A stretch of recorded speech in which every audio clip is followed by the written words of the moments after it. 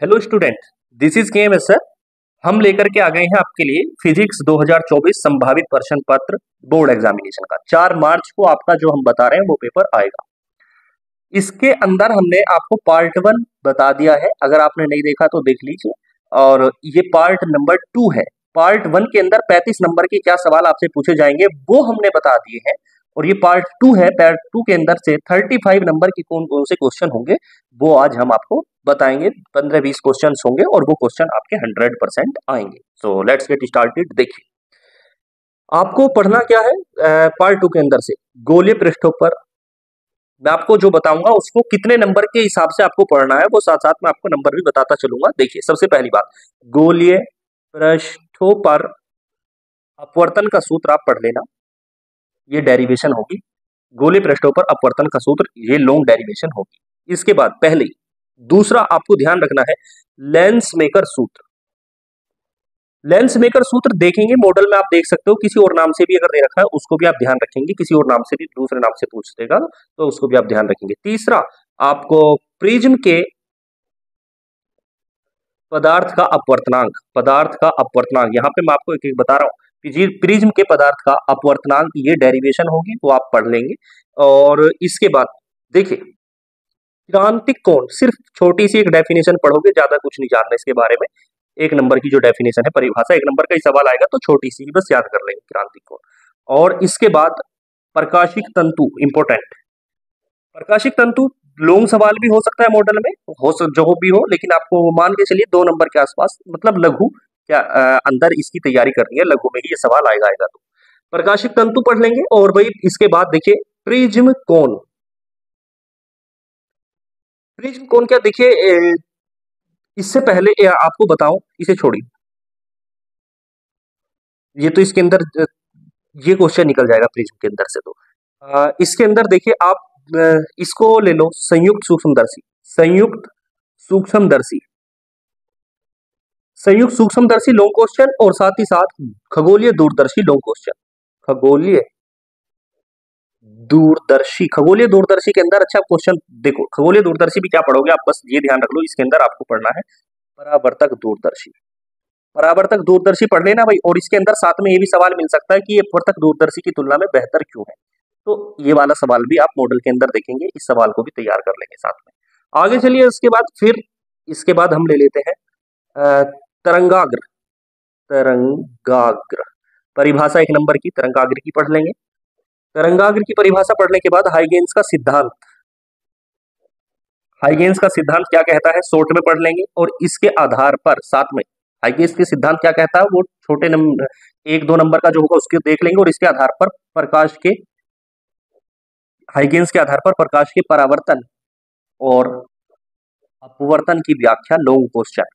अब परावर्तन तथा अपवर्तन की व्याख्या ये लॉन्ग में पढ़ लेंगे। मैंने क्या बताया, तरंगाग्र 1 नंबर में पढ़ेंगे, हाइगेन्स का सिद्धांत 1-2 नंबर में पढ़ेंगे, छोटे में पढ़ेंगे। और इसके आधार पर प्रकाश के परावर्तन और अपवर्तन की व्याख्या, ये लॉन्ग डेरिवेशन होगी। 5 नंबर का सवाल, ये 100% आपका आएगा ही। प्रकाश के परावर्तन की व्याख्या, इसको लॉन्ग में पढ़ लेंगे। आगे बात करते हैं, बस थोड़ा सा और रह गया जो आपको पढ़ना है, और आपके जो मार्क्स हैं वो बिल्कुल बेहतरीन आने वाले हैं। चलिए, इसके बाद क्योंकि मैं जो आपको बता रहा हूँ वो आपका पेपर बिल्कुल एज इट इज मिलने की पूरी उम्मीद है। आगे चलते हैं। इसके बाद ले लेते हैं पोलेराइट। पोलेराइट पढ़ लेना, लघु में पढ़ सकते हो। और इसके बाद देखिए व्यतिकरण, व्यतिकरण पढ़ लेना, व्यतिकरण भी पढ़ लेना, और साथ में इसकी शर्तें भी पढ़ लेना पेपर में। व्यतिकरण पढ़ लिया आपने, इसकी शर्तें पढ़ ली। और प्रकाश विद्युत प्रभाव, प्रकाश वैद्युत प्रभाव भी पढ़ लेना, और इसके नियम पढ़ लेना। लॉन्ग क्वेश्चन है ये, प्रकाश वैद्युत प्रभाव क्या होता है इसके नियम समझाइए, ये पूरा पढ़ लेना भाई। और इसके बाद देखिए पतली झिर्री से विवर्तन, लॉन्ग क्वेश्चन, पतली झिर्री से विवर्तन पढ़ लेना।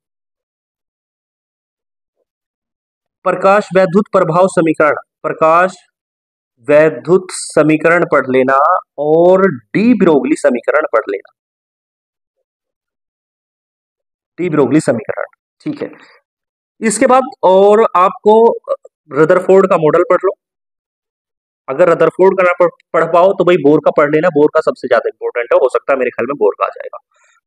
आगे चलिए, हाइड्रोजन स्पेक्ट्रम पढ़ लेना, मोस्ट इंपोर्टेंट है हाइड्रोजन स्पेक्ट्रम पढ़ लो लॉन्ग क्वेश्चन में, और नाभिक का वर्गीकरण।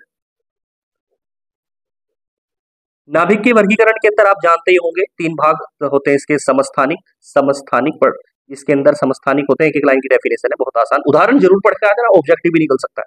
समस्थानिक, समभारिक पढ़ लो और समन्यूट्रॉनिक पढ़ लो। इसके अंदर 3 क्लासिफिकेशन है समन्यूट्रॉनिक। आगे चलो भाई, नाभिकीय संलयन, नाभिकीय संलयन पढ़ लो और नाभिकीय विखंडन पढ़ लो। आगे चलिए इसके बाद, और युग्म उत्पाद पढ़ लो और युग्म विनाश। इसके बाद आगे चलिए, पी और एन टाइप अर्धचालक की परिभाषा पढ़ लो, और साथ में लॉन्ग क्वेश्चन आपको बता देता हूं। देखो, पी एन संधि डायोड, पीएन संधि डायोड अग्र अभिनत, या तो इस फॉर्म में पूछ ले वो सवाल, अग्र अभिनत के रूप में या और पश्च अभिनत के रूप में कैसे काम करता है, यही सवाल है, इसका ही एक, दोनों का एक ही आंसर है, ये वो पूछ लेगा। पीएन संधि डायोड जो है वो आपका अर्ध तरंग दिष्टकारी के रूप में, अर्ध तरंग दिष्टकारी के रूप में पूछ ले, या वो पूर्ण तरंग दिष्टकारी के रूप में पूछ ले, पूर्ण तरंग दिष्टकारी के रूप में। ये लोग खास तौर से ये सवाल आपका कि भाई पीएन संधि डायोड जो है वो अर्ध तरंग दिष्टकारी के रूप में कैसे काम करता है, या पूर्ण तरंग दिष्टकारी के रूप में। इस तरीके से ये लॉन्ग नंबर सवाल आपका 5 नंबर का 100% आएगा। इस तरीके से जो पर्सन मैंने आपको बताए हैं, पार्ट 1 अगर आपने नहीं देखा तो इसका जो लिंक है पार्ट 1 का वो मैंने आपको डिस्क्रिप्शन बॉक्स में दे दिया, और इसके न्यूमेरिकल मैंने आपको बताए हैं।